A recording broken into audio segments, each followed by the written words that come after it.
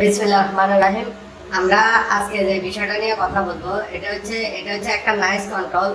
তো এই কন্ট্রোলে আপনার কি হয়, লিফট রানিং এ চলে, লিফট চালু অবস্থায় যে কোনো ফ্লোরে যাইয়া আপনার দরজা ওপেন হইলে কিছু সময়ের জন্য আপনার ডিসপ্লেতে ইরো 51 আসে আর ডোর ওপেন হয়ে থাকে যে ফ্লোরে লিফট থাকে। এরপরে ইরো 51 একটু সময় থেকেই আবার 140 চলে আসে। তো আমরা আজকে সারাদিন এটা নিয়ে কাজ করলাম যে কি সমস্যা হচ্ছে। পরে আমরা দেখতে পেলাম যে ইডোরা কান্না তো আমরা জানি যে ইডোরা কান্না আসে সিটিভি কার্ডের ফল্টের কারণে। তো আর 140 আসতে পারে যদি সেফটি লাইন গুলাতে, লিমিট সুইচ গুলাতে কোনো সমস্যা এই কারণে। তো আমরা এখন ইডোরা কান্নাটা বাদ দিয়ে প্রথমে দেখলাম যে সেফটি কেন চলে যাচ্ছে।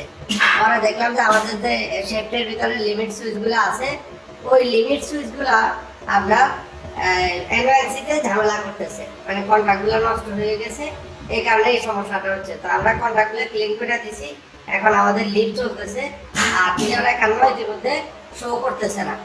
তো ধন্যবাদ সবাইকে আমাদের পাশে থাকার জন্য।